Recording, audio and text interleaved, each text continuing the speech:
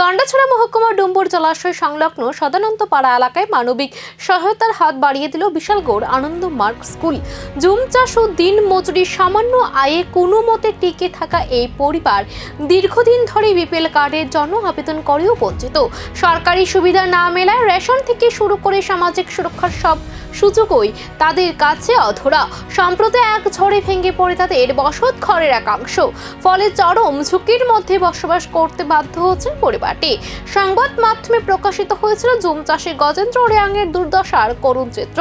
সেই খবর নজরে আসতে এগিয়ে আসেন স্কুলের চেয়ারম্যান ননীগোপাল দেবনাথ। তার নির্দেশে বৃহস্পতিবার একটি প্রতিনিধি দল পৌঁছে যায় গন্ডাছড়ায়। আর্থিক সহায়তা প্রদান করা হয় গজেন্দ্র রিয়াং ও তার পরিবারকে।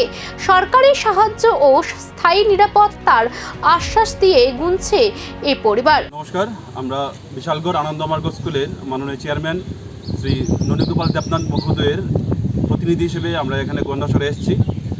সম্প্রতি উনি বিভিন্ন সংবাদ মাধ্যমে জানতে পেরেছেন যে সাম্প্রতিক ঝড় বৃষ্টিতে ওনাদের ঘরের ব্যাপক ক্ষয়ক্ষতি হয়েছে।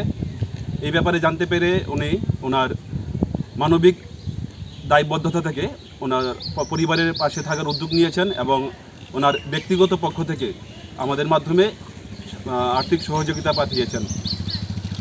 আমাদের চেয়ারম্যান স্যার ননীগোপাল দেবনাথ মহোদয় সবসময় অসহায় এবং দুস্থ পরিবারের মানুষের পাশে থাকার চেষ্টা করেন।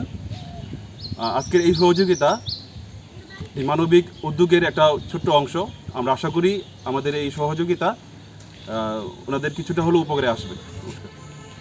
একটি সাহায্য এসেছে ঠিকই, কিন্তু প্রশ্ন রয়ে গেছে এই পরিবার কি সত্যিই পাবে স্থায়ী নিরাপত্তা, নাকি আবারও হারিয়ে যাবে অন্ধকারে।